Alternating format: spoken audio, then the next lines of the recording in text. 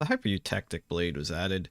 It is currently an admin-only weapon, but it is a absolutely gigantic blade that slows you down when wielded, and it must be wielded to actually swing. It does quite a lot of damage. It does 20 slash, heat, and structural swing, but it swings a little bit slower, but it has a massive wide swing. The PR states that's intended to replace the D sword. This sword also features a 100% reflection rate, but that's the trade-off for being slow. We'll have to see how this is actually properly implemented, but as of right now, again, it is admin only.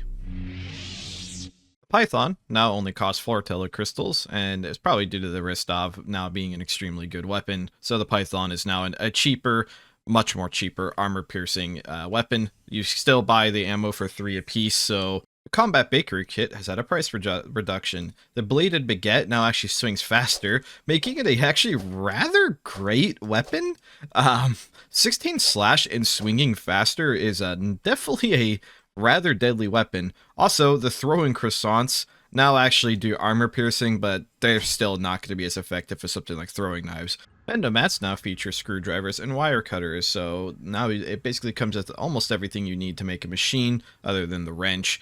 But also still comes with things like their most signaler and igniter, so just an increase of an already good machine's inventory.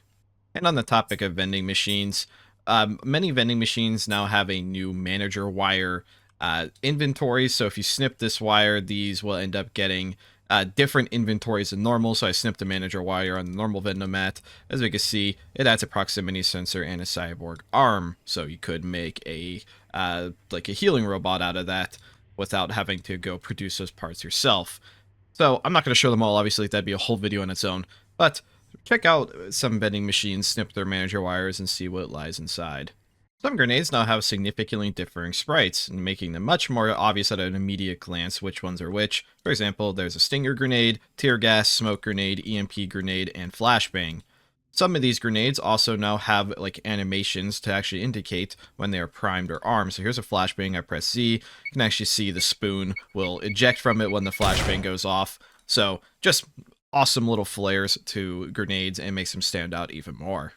Disabler SMGs and disablers have been buffed significantly. The PR states that they are absolutely terrible before this, but my own opinions aside, the Disabler SMG now has 40 shots and a faster fire rate, meaning that you can down somebody practically like instant. If you pulled that out near somebody, they'd have 0 time to react unless they had an EMP already, but even then, even if they have an EMP implant through and you just pull that out and they didn't know you had it, I don't think they'd be able to humanly react.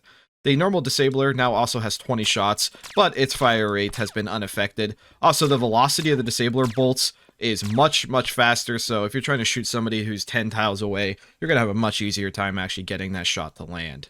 Nuke Ops reinforcements are now 5 telecrystals cheaper, and this refers to the human reinforcement. So now they actually come with equipment and they're cheaper on TC, so it makes them a bit more of a bargain. Strange pills, or random pills you can find in maintenance, for example, now have an increased variety of stimulants, or reagents in them. And for example, this one is stimulants.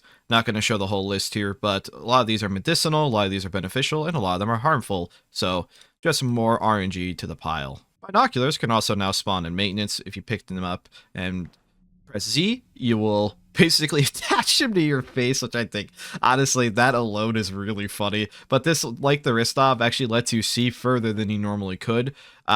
It's actually rather useful for seeing further. It lets you see, it looks like almost like 3 to 4 tiles further than normal. So this could actually be a great item for anyone to get their hands on, and it's just really funny looking. You can now attach paper labels on the seed pouches directly, and there's even a little sprite of a paper hanging off of it. So you can label seeds more accurately, so you can either use something like a hand labeler or the papers directly if it's a complicated thing, like it has specific mutations. This just lets botanists keep much better track of what seeds are which. Frost oil, which is harvested from chili peppers, which is a mutation of chilies, can now be mixed with liquid gold or silver in order to actually make the product. So I just mixed frost oil with liquid gold, and I made a gold bar. Don't expect to be printing out literal Fort Knox level of gold bars here, but it's an interesting reaction that chemists can do, probably with help from cargo, because I don't know if you can even really get liquid gold from anywhere else other than already grinding it down. But anyways, yeah, those reagents can be mixed together to make actual products now. You can now make cold sauce with 1 part tomato juice, table salt, and frost oil together, which again, frost oil comes from chili peppers, and it's really just a sauce that tastes cold. I think it actually makes you colder too, so it's interesting. So that also means that the cold sauce packets no longer have the frost oil, so you can't use those to go make gold for free. They are now separate things. Pills have been changed slightly. Now if you try to force feed somebody else a pill, it takes 2 seconds instead of 1 second, but if you want to eat a pill yourself, you'll eat it even faster than before. So more beneficial to yourself, but harder to give somebody a lethal pill without really much of a reaction time. 2 seconds is still really fast though, so I don't think it's going to change much in that. You could literally still slip somebody with a bar of soap and shove a lethal pill down their throat before they'd have any time to react.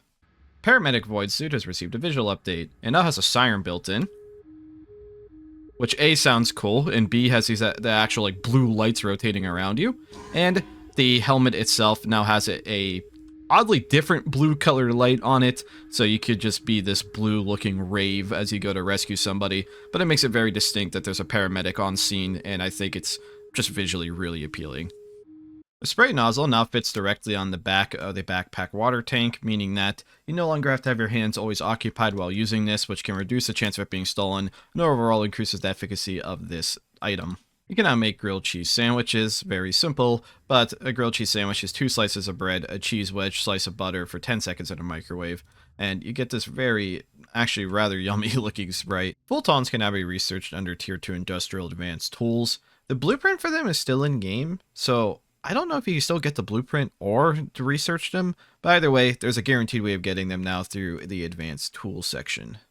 Armor crates now cost $12.50. It's a slight increase overall. Still comes with 3 bulletproof vests, but these bulletproof vests were really cheap and really easy to mass buy during something like War Ops. I didn't have a greater visual representation for this, but Cog Station has been removed, and I think purely for the reason that the creator of it does not want to maintain the map, plus they also made a new station, so I think they just want to maintain one station from what I understand.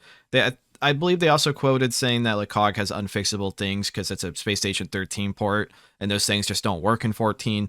So either way, there's a lot of reasons for it being removed. This isn't just like a we want less content thing, as the creator just isn't vibing with it. Convex Station now has randomized maintenance rooms in select locations. I believe they are the first station to actually utilize this, but this has been possible for a while now. As you can see though, it can cause some issues.